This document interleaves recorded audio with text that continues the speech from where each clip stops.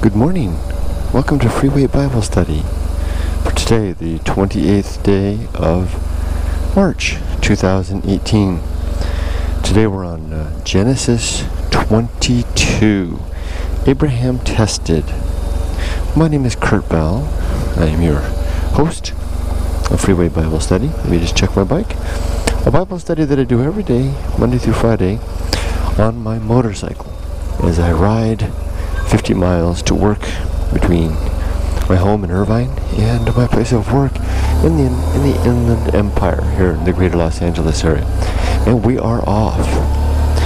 I'm a non-believer, so though I do not believe these supernatural claims within the Bible, I'm interested in the story for the sake of whatever history might be in there, and of course for the mythology and the influence that this has had on Western culture and the world at large.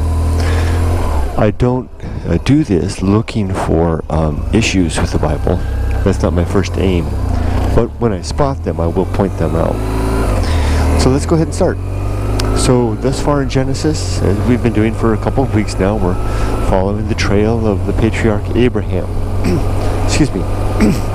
Who wandered down to Egypt, back up to the Jordan Valley, and has been, I think the word in the Bible is sojourning quite a long time in an area where I think it's ruled over by a king Abimelech.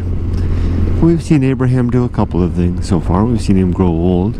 We've seen him rescue all the people who's the survivors of the invasion of Sodom and Gomorrah.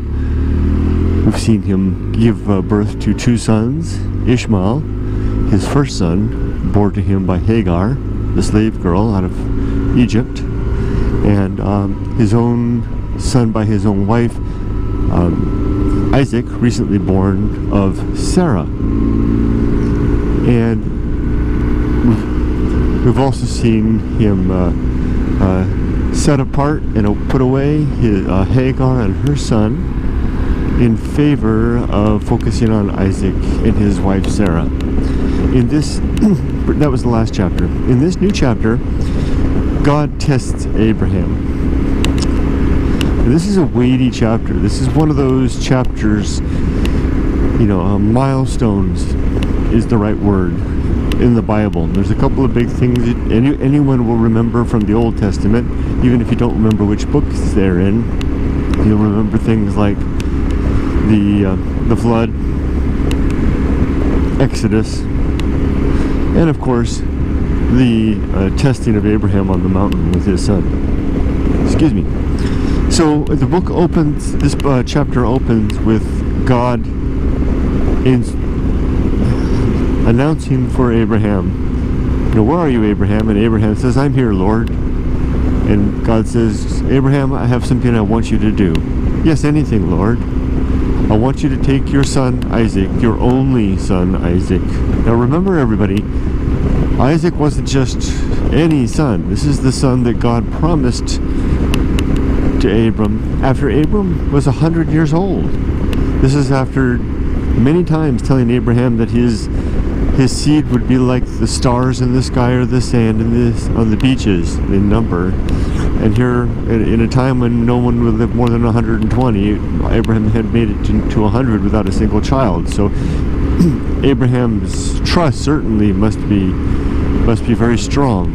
And so finally God delivers and gives him Ishmael at the age of 86, and then Isaac at the age of 99. So, Ishmael was only, half his. So, but back in the time, so I guess that wasn't a big deal. But it shouldn't be a big deal. But you know what I mean in terms of if you're going to pass your seed along, and this is the age of baguettes when it really matters who your daddy was. I guess that would matter. Well, I guess it wouldn't matter because if it's only your daddy that's important. So, anyway, I'm off in the weeds. Let's get back on it. So anyway, so he's got these two sons. Ishmael, he's put aside into the desert, and as far as he knows, Ishmael is dead now.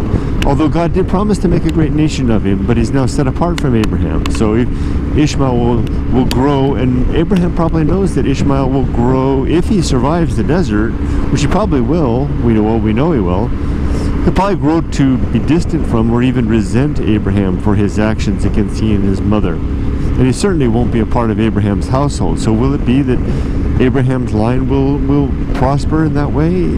So now God suddenly is asking Abraham to sacrifice Isaac. And I made a mistake earlier in saying that it was his only son.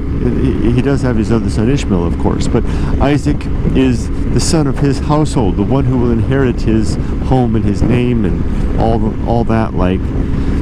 So back to the story. God says, Abraham, yes, Lord, I want you to do something for me. Anything, Lord. I want you to take some wood and some fire, and I want you to take Isaac to a place that I will tell you, and to a mountain that I will show you. And there I want you to create an altar, and I want you to kill Isaac and burn him as a burnt offering unto the Lord. Without a word of protest, at least so far as the King James and New International versions would say.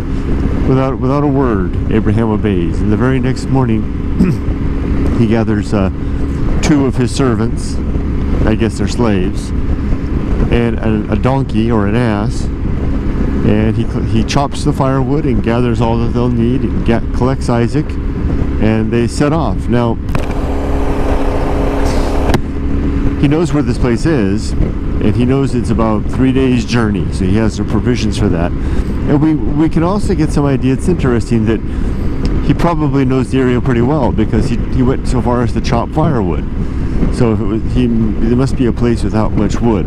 I know there's lots of places like that in the desert where I hike, so I would know to bring wood too. So anyway, off they go. On the 3rd day they arrive, and they can spot the mountain where the deed will be done. And Abraham turns to his servants and says, "Stay here with the ass. The boy and I," or actually it says in the King James edition, the lad and I will go forward, worship the Lord, and then return. Now, when this is all happening, I'm just reading it with a very grave, ominous sense, right? Because, Abraham's got this thing he knows he's going to do. And so now he and Isaac, Abraham and Isaac, have set off. They've left the servants behind and the donkey. And they've got, I think, Abraham puts the wood upon Isaac's shoulder to carry. Doesn't that kind of like, asking the executed to carry their rope to the gallows? While Abraham carries the knife and the fire. And as they're, walking along, making their way up the mountain towards the place where the execution will take place, or the sacrifice will take place, more accurately, the lad, Isaac, so he's old enough clearly to walk and carry wood. We don't know exactly how old he is, and he can talk, so this is some time. So Abraham must be, somewhere between, 105 to 115 years old now, something like that. Is given the clues to how old Isaac must be. As they're walking along, Isaac looks to his father and says, "Father?" And Isaac says, "Yes, my son." Or Abraham says that. We have the wood and we have the fire, but where is the lamb for the sacrifice? And Isaac says to his son, "The Lord will provide the lamb for the sacrifice." Now they arrive at a spot. I don't know how Abraham knows that one spot is the particular spot, but we know that he said that it says earlier in this chapter that God will show Abraham the place, and he then builds an altar, which I guess you have to maybe erect some rocks or something like that, and create a little flat spot. I'm picturing, Inca temple altars, something like that. He builds the altar, and it's probably the wind is blowing. It's probably a high place. It's on a mountain, we know. The wind is blowing. It's probably a little bit cold, very desolate. Isaac must be terrified at this moment. He must have been terrified for the last hour or so. As they're getting closer to wherever it's going to be, and clearly there's no land. There's not even any trees. I mean, there's nothing up there. It's just they had to bring their own firewood. And now suddenly Dad's building an altar. He's got the fire right there. He's got a rope.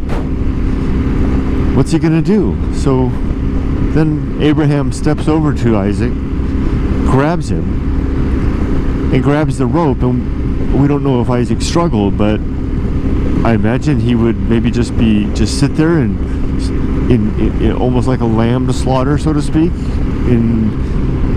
stupefied by what was happening.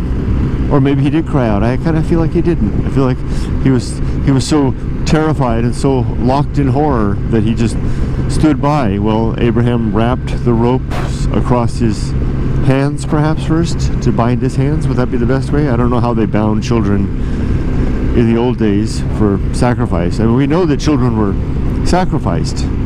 As Peter pointed out, one of my friends on Facebook pointed out, one of the practices was to put small children into the post holes of new houses, and then you'd push the pole down on top of the baby or the young child and crush them, and that would help to ensure that there was good luck for the house. So these and other types of child sacrifice did go on in this area, so there must have been a way to restrain them. So I imagine that Abraham must have tied Isaac's hands first so he can't flail around, and then maybe he tied him up so that his legs would be up against his chest, perhaps, with going around. Maybe there was a special way of doing this, and a special knot to hold it secure. But anyway, while this is going on, there can no longer be any question in Isaac's mind what the lamb is. He will be the sacrifice, and he must just be terrified. Now, just imagine if you heard this on the news that a father had, maybe for some whatever reason, had decided he'd heard the voice of the Lord tell him that he was going to, let's just change the circumstance a little bit. Let's make it Andrea Yates. Remember her? The woman who killed her children in order to save them from the world, and maybe did them a favor. I mean, Andrea Yates, if you're a believer, Andrea Yates' children are now in heaven. They didn't have a chance to grow up. Remember her? She's the one that drowned her children in succession. This was like 20, 30 years ago. Filled up the bathtub and took one child after the another and held them underwater. Went out to the house, fetched another kid, brought him back, and these kids were fighting and struggling and trying to get away. The evidence was all there, but she did it, and she claimed she did it in order to save their souls. Now, so her kids are, since they didn't grow to maturity, her kids are in heaven.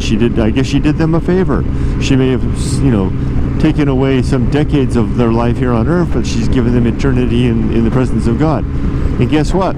Andrea will join them eventually as well. As a believer, she will, when she dies, she will be there in heaven to meet the children that she murdered. That's according to the recipe book that we have. That's how that particular stew will turn out. Terrible analogy, stew. So imagine how you would feel. Now change that. We all remember, if you're old enough, you remember the Andrea Yates story. We were all horrified. Imagine if it was different. Imagine if we'd heard that instead of drowning her kids, which was bad enough, that Andrea Yates had emulated Abraham and created a little altar in the garage of stones. And, or maybe not in the garage, in the backyard, because she's got to have a fire. Because remember, Abraham intended to first kill his son, probably slitting his throat, and then to set fire to the altar and burn his son so that God could enjoy the smell of the cooking meat. That seems to be the purpose of these burnt offerings, because you'll read elsewhere in the Bible that God enjoys the sweet savor of the roasted meat. That was the purpose. So God's got something for barbecue. That's an interesting thing. Hold on. There we go. So imagine if instead of drowning your children, Andrea Yates had taken them one by one out to the altar in the backyard, slit their throat upon the altar, let the blood drain out, and then lit the altar on fire and burned all the kids' bodies up.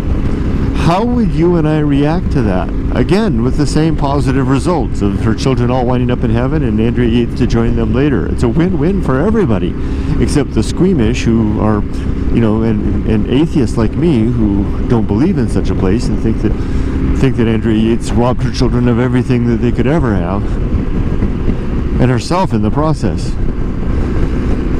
So that must have been the scene of the scene that was happening, and so just a terrified Isaac, they're bound on the altar, maybe with his legs trussed up like a swine, and now his dad, with the wind blowing up there on the mountain and the desolation, his dad reaches over to grab the knife to do the job, and suddenly out of the clouds the voice of the angel of the Lord, and we don't know because the King James edition says actually it's the voice of the angel of the Lord, but then it sounds like God. And that's not the first time that's happened. We've seen that before, where, for example, with Hagar in the wilderness with her 14-year-old son Ishmael.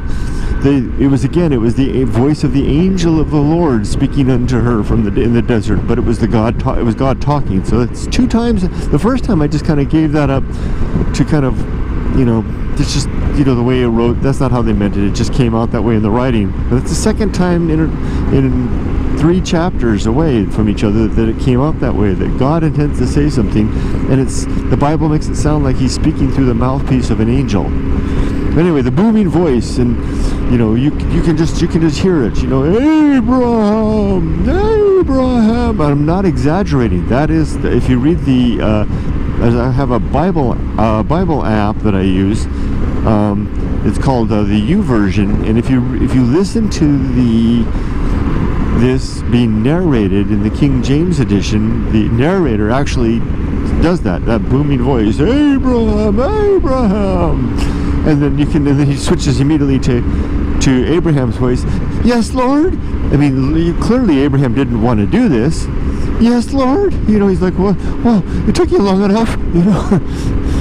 And then God is just so clearly emotional, at least in the reading from the YouVersion app, so emotional. It's like Abraham, do not kill the child, kill the child or hurt him in any way, for you have shown me by your actions that you do dearly fear the Lord.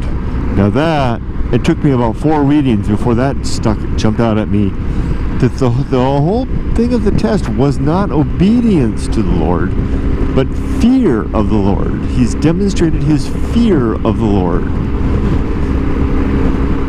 And in so doing, God says, forget about it, untie Abraham, who at this point just must be a shivering, sniveling, snotty-faced mess, for the experience he's just gone through. Who knows if he can hear God talking? For all we know, his dad just tied him up, put him on the thing, grabbed the knife, and suddenly his dad said, yes, I'm here, to nobody, because maybe God's talking in his head. Yes, I'm here. Yes, Lord. Oh, okay, sure. And he starts untying his son. Can you imagine the PTSD associated with that event? Would you ever trust your father to be in his camp? I mean, who knows when the voices are going to speak to him again and command something similar in a day and age when he'll get away with it. So Abraham undoes, Isaac, who, like I said, just must be a mess right now and damaged, for life. And when before Abraham does that, before he releases him, he lifts his head from the altar and he notices behind him there's a ram suddenly appeared with its horns stuck in a thicket. Well, that's interesting. So there's a thicket. That means there's wood. Now, why do they have to carry the wood? Maybe it was like some of those desert plants. They're just not big enough or substantial enough for a good fire. So Abraham saunters over there, kills the ram, and pulls Isaac off, undoes him, and the boy is probably sitting on the ground, having wet and shat his pants, he's just sitting there while his dad, kills the ram. That's not a pretty sight either. The ram's suffering. He's slicing its throat, and blood's everywhere. And now dad's, throwing the ram up on the altar, lighting the fire. Man, gosh, it's just, sorry, but it just screams of barbarism. Gosh, why are people attracted to this stuff? I mean, wouldn't you? There's so many other good books to read that have great advice that aren't laden with all of this mythology and sacrifice and ignorance of the world and barbarism. It's just astonishing that we've settled as a culture on this as our cornerstone text and document. Amazing. But I think I understand why, because it does all the heavy lifting, right? Excuse me, I'm going to sneeze. I mean, the Bible does all the heavy lifting for you, because it describes the problem and the answer, the problem and the solution. And the solution is pretty patent and easy if you're a Christian. It's just believe with all your heart, accept the message, and get on with life. I mean, it's like, excuse me, it's like a Tesla with an autopilot. You just hands-free driving, hands-free operating through life. You can focus on things like work and family and all the other things, and not have to worry about the existential issues. A lot of these other things, like the Stoic philosophy, give you some basic guidelines there, but it's up to you to work on them and make these a part of your life. So I would say then that one of the benefits of mainstream religion is that it's relatively easy. That may seem silly to a religious person hearing that. Might say to me, "Kurt, you don't know how hard it is. You don't know how hard it is to believe when you have doubts." That's true. That's true, because I don't do that. And if I have doubts, then I don't believe. But I do know how hard it is to get by in life without anything to rest my hat on. And to be left with just nothing but questions and a handful of semi strong answers, and yet to try to find my way nonetheless. So I do know what it's like to be hard, just not your kind of hard. Your kind of hard seems to be a difficulty born of the dilemma that your credulity puts you in. Your willingness to believe puts you into a position of facing down absurd or even horrifying ideas, like the idea of human sacrifices in atonement for sin, and making peace with that in your life. And it's so easy to do by just not dwelling on it, just by focusing. As so many people who email me and comment with my Bible study videos tell me, just look past this. Just don't read. No one said that yet. No one said don't read the Old Testament, but plenty of people have told me, can't you start backwards? Can't you go to the Revelation and work your way back from there? Just hang out in the Gospels, because all you have to do out there is just believe. Just trust that Jesus is your Lord and Savior. Believe His message, and you're done. You can go out. You can get back to. You can go. Close the Bible and wait till next Sunday for Pastor John to give us a sermon on Galatians. Okay, I think I've sermoned enough on that, so to speak. So okay, that's pretty much the end of it. So then we know that God is happy with Abraham's demonstration of fear.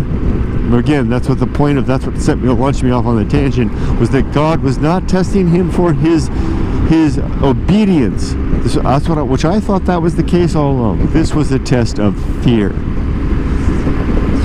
Then finally, the chapter ends with a strange, one or two paragraph bit about the lineage, the genealogy of Abraham's brother, who I didn't even know he had a brother.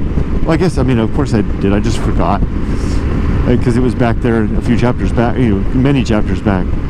So something about that, and I'm sure that we're going to follow some of these people in the coming chapters. In particular, it was noteworthy that there was mention of a woman named Rebecca, and I think I remember hearing that Rebecca, because I've read the Bible before, I think Rebecca's name comes up a little later.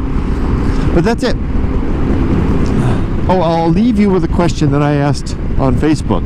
That I woke up actually about 3 a.m. thinking this stuff through, and I asked myself, you know, would, if I was convinced that God exists, and God asked me to do the same thing that Abraham did, what would I do? And I wouldn't get, God would not be happy with me, because I would right away say no, I wouldn't do it. Just the idea alone, because I know that it's wrong. And you know, this is in the Old Testament, this is before Christ, so there's no hell yet. So I don't know what would the consequence be for Abraham. He just wouldn't be a chosen person anymore. Maybe not enjoyed God's graces, probably.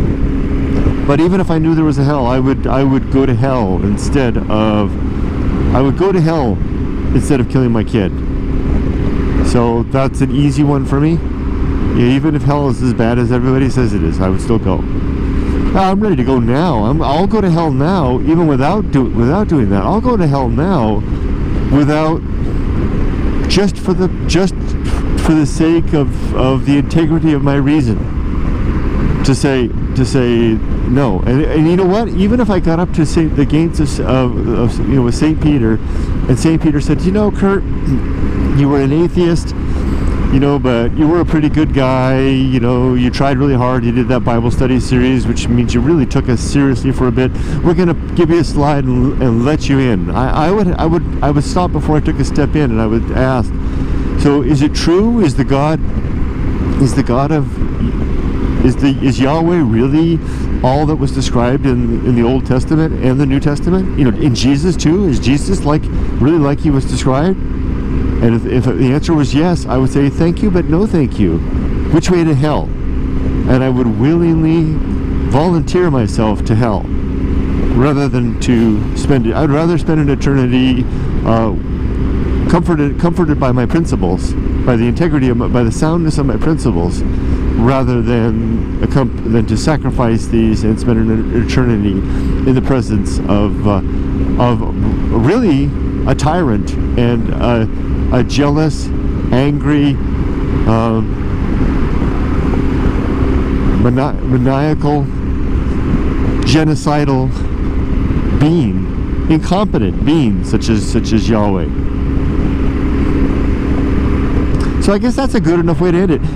This chapter does invoke those feelings. This is one of those chapters that for a believer rings of obedience and self-discipline on the part of Abraham, and for me rings of a failing of character and a lack of will and a lack of fortitude on the part of Abraham, and a demonstration of God's pettiness in testing his creatures in this way. Because after all, does God need to test them? Doesn't he already know our hearts already? And if we say that it wasn't to be tested, God wasn't testing Abraham outright, but giving Abraham a blessing of experiencing the test, then I would ask, to what good end is that? To what good end would it be to reveal to oneself that you have no spine, and you have no consciousness. You're not the master of your principles, and that you will acquiesce to whatever you are afraid of. Because I remember that was the test, was that he was afraid. So if anything shows up that scares you enough, you're willing to bow to it and do horrific things. I don't think that's a very good lesson. Well, maybe it is a good lesson. You know, maybe what Abraham should have done at the end is said, you know what, God, thank you for this lesson. Until now, I didn't realize just how weak-minded and weak-willed I was in my willingness just to sacrifice my son just because I was afraid of you. I don't want to live that way anymore. I'm gonna grow up and get myself some big boy pants. And if you ever ask me to do this kind of things again, I'm gonna tell you to stuff it. Well, maybe that would have been a great lesson, but it didn't happen that way. I mean, as a father myself, that's how I'd want my daughter to raise. I wouldn't want my daughter to do anything that I tell her out of fear of me. Would I consider myself a success in that case? No. I would mark myself a success if I asked my daughter to do something and maybe I wasn't thinking straight and I asked her to do something stupid and she stood up to me and said, you know, Dad, you know, Well, thanks for considering me, but what you're asking me to do right now is irrational or petty or vindictive or just downright stupid, and I'm not going to do it. So go screw yourself. I would consider myself a successful father if I raised a daughter like that. Why doesn't God do the same? And if it sounds like I'm holding myself to God to my own standards, so be it. It's a task of each of us to develop and then live up to the standards, that the best standards we can in life. And if those happen to supersede and are better than the values that God has laid out, then that's just a fact. It's another one of the reasons why I would want to spend eternity in heaven. So I think that's it. I think I've said enough about all that. Oh, so the question. Oh, last thing. The question that I asked on Facebook was, and I actually did. I got up at like 3 a.m. asking myself, what would I do if I found out God was real and God asked me to do what Abraham did? And it was easy. Just the first mention of it, I'd say, no, sorry, thanks, go away. And I posted a post. What would you do, believers? How far would you go to emulate Abraham's obedience to God? Is there any point at which you'd put down the knife and tell God no? And if not, wow. And we'll leave it at that. Thank you for joining me today. Have a wonderful day and make it a good life. Take care, everybody. Bye-bye.